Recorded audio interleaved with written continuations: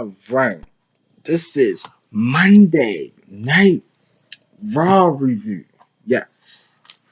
Monday Night Mall. I was about to say Monday Night Mall. Monday Night Raw review. This today was a good show. It had me kind of all over the place, as you can see. I said Monday Night Mall. Now I think that would be pretty cool. I don't know what time the mall will close, but probably close sometime at night. But we start off with Becky Lynch coming out with the briefcase, and I was like, wait a minute, how Becky gonna come out with the briefcase when Asuka won it? So I'm just like, okay. Then she said she had a sad message, and she been in WWE since 2013, and she's pregnant. And I was like, okay, all right, that's cool, that's cool. And it just shows you, even though Becky wrestles, everybody that came out there to support her, even what was it, R-Truth, it was just a lot of people. Everybody came out there to support her. And Asuka was so happy. It was like, see, I don't want to say that's Asuka breaking character, but when she just said like you having a baby, like Asuka was just so happy. She was like, "Oh baby, oh my god!" And they hugged and stuff like that's some that's some like respect between those two. Those two have beaten each other a lot of times, but it's good. It's just good to see that wrestlers they can put aside stuff when personal stuff happens. So that was pretty good. Um, Backstage, Angel Garcia, um, Andrade, and Austin Theory was arguing. I felt like they was arguing over the U.S. champion. I mean, in my mind, that little stable need to break up because I mean, what is it benefiting them for? It's really not. Like it's not benefiting them at all. So to me, I don't see what's the point in keeping that group together. I mean, it's just is it building Andrade because he clearly Drew McIntyre is just beating him every week. So I I can't take him seriously. You keep losing to Drew like that. Drew came out there. They all them went in the ring. Drew came out there. Or they wanted to fight, and Drew knocked all of them off. So that was that. And we had another Bobby Lashley versus Herberto Carrillo match. I'm like, why they keep like it's like what MVP said, like he said some true stuff. He was like, when the last time you had a shot at the world title? Like he should really talk to the boss or the writers and be like, man, put me in a title match or something.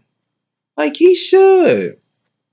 I mean, come on now. You got Bobby, or you could just put Bobby Lashley versus Sheamus in a match or something, like a cross brand match or something.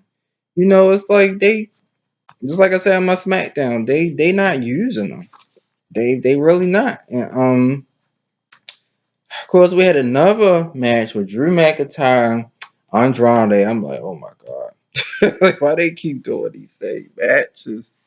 I was just sitting there like I already knew Drew was going to win, so that he did. But then it's like everybody getting injured. Like Andrade worked on his arm. Like what's good? Like what's?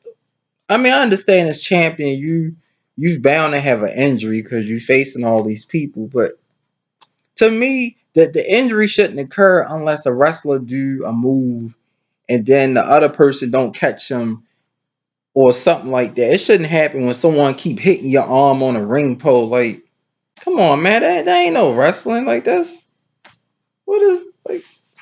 To me, they ain't no wrestler, man. That's just craziness.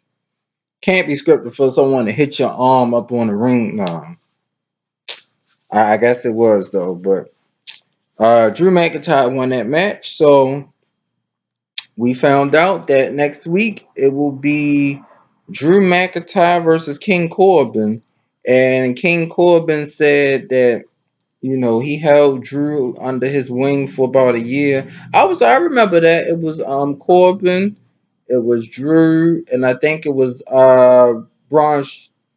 It was at first I think it was Corbin Strowman, and no Corbin, Braun Strowman, and Drew. They was facing. I remember they was trying to take out the Shield for a long time, but they couldn't. So then they was trying to take out Braun Strowman, and they couldn't. So I think that should be good.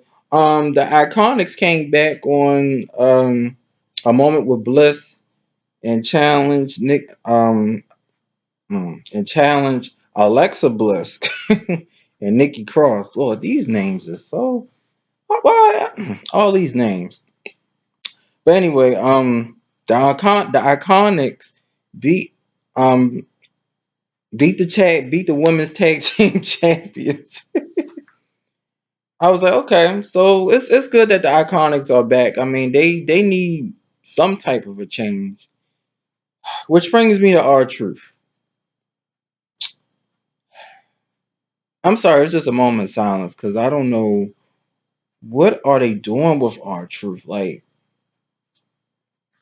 I mean, I'm just sitting there like, I mean, now when he had the 24/7 title and was running with Carmella, that was really good. It was entertaining. It was funny. It was exciting. But now he just look weird. I'm like, how was that funny? I, I'm just like, oh no. And he was in a tag team match with tag team match with Ricochet and Cedric Alexander versus MVP and think a tag team from NXT. And I wasn't really engaged in the match, but I saw that R Truth had won. I'm like, why is he changing to a different person? It just that's bad writing, man. I mean, you got so many wrestlers that it's like you see what they doing with Edge and Orton. That's like a I know that's a feud that's been building for years, but like all these other wrestlers, like come on, man, like I can make some good stories. Like I would make Angel Garcia or Austin Theory turn on Andrade and challenge him for the U.S. title at Backlash because why keep them three together? Who is it benefiting more? It's benefiting Andrade because it just shows that he needs backup whoever he faces. And when he do got the backup, they can't beat nobody. It's always 3-on-1. That's how when they got Rey Mysterio that one time. 3-on-1, right. But like I said, it's only benefiting him. Which brings me to the Rey Mysterio, Aleister Black versus Seth Rollins and Buddy Murphy. And when Rollins came out, I was like, man, he looked like Thor boy coming out there with that strange look. And he was just on the apron like I mean, he looked like a damn zombie just sitting there like he was like one of them zombies that I always like when I play Resident Evil 3. I try to sidestep him and then it looked like he ain't doing nothing. I'm like, yo, come on. But the turning point of that match was when Rey Mysterio knocked him off the apron. And I guess that just woke him out of his confused station or something. And then Rollins poked his eye. I was like, okay. Now I was like, okay, he was in the title match, so he was probably pretty angry about the result. But I still question why shake Drew McIntyre's hand. See, I don't like that. If you a heel, it's just like when if y'all can remember this, when Shawn Michaels beat Chris Jericho. I know it was at WrestleMania. I just forgot which one. But when Shawn Michaels beat Chris Jericho, Shawn Michaels he extended his hand to Jericho. Jericho gave him a hug, but he low blowed him. Like that's what should have happened with that's if it was like that, it would have been like a double turn. Rollins go to the back. He look at him, hold the title.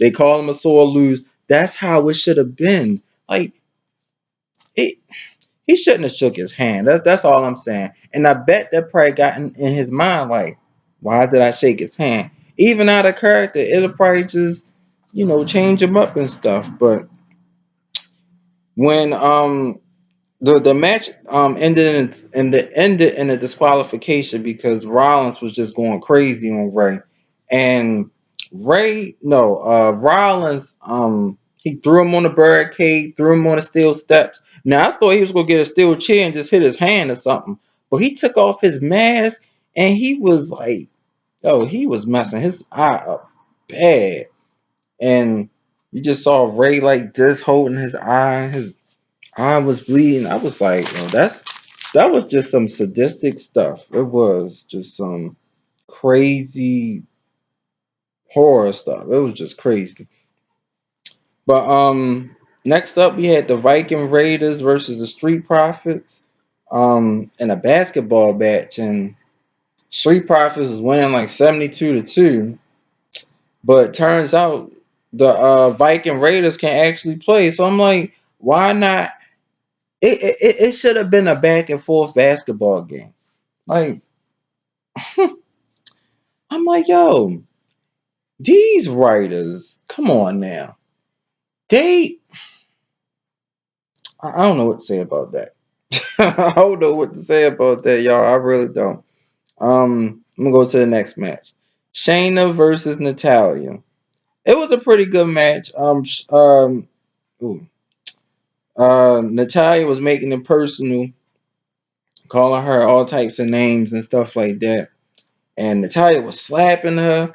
Shayna slapped her back, but it was funny when they got in the corner, she just like clipped her leg and started laughing. I was like, I don't know what they doing, but hopefully Shayna and Natalia can be in the women's title picture now, and Nia Jax, she should be in this. It should be a fatal four way at Backlash or something. None of Oscar the champion. She'll be she'll be defending it and stuff. If Kyrie Sane help her win some titles, I wouldn't care because Asuka's so entertaining and funny. She can be champion for a whole year. I like it. She deserves it. She probably the last person to beat Becky Lynch for real. I guess besides Charlotte before she became the man. I think Charlotte and Asuka was the probably last two people to beat Becky. I guess maybe Alexa Bliss probably like in 2016, but that was a while ago. Which brings me to the Edge and Orton confrontation. Um, Edge said, he was done. He was like, him and his family, they ready to move on. So it's a lot of superstars he would like to face, but Orton came out and he was like, "You were the better man."